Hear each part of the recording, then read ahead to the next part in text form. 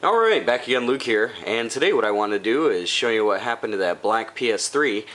This is the one that you remember from the video, and this is the one that I was trying to get up and running, but sadly I wasn't able to get this thing to turn on or give a picture. And I really appreciate all the different advice as far as like trying to put it into safe mode and I'm trying to check and see about the GPU, but this one here is pretty much gone. It won't do either one of those. It won't go into safe mode. Played around with the GPU a million times, couldn't get it to do anything. Yeah, it was good for one thing, and that is parts for this monster. So I was able to get this one too for a pretty cheap price, and this one here is the original 20 gig one. And this one was the 20 gig one, so I kind of figured, hey, what the heck, maybe I can switch the parts out and get them both to work. And I was able to switch out some of the parts here and use it for this one over here. As you can see, it's up and running right now. Don't mind the black bar in the middle there, but it was able to get up and running. The problem with this one here was that it didn't read any discs. So, not a big deal. I just figured I could swap out the drives and it should be fine. But even though both of these were the 20 gig models, there was something that I kind of figured out and found out, and I figured I'd share that with you guys as well. Even though the Xbox 360, you can pretty much change out most of the drives with any other Xbox 360 and they'll work. I mean, you can buy used drives, the Thompson drive or the Phillips drive, and just swap them out. With these PS3 drives, they're a little bit different here. The bottom of these drives here, this one's already taken out, so you can kind of get a look at it.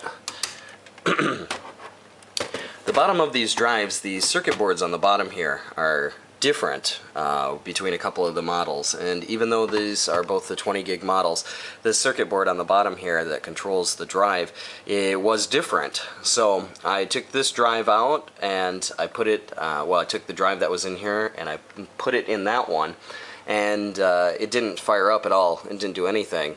It sat there for a few seconds, and I took it out and tried to swap the drive back again, this one back again, and it kind of started up, but it didn't move. The laser didn't do anything.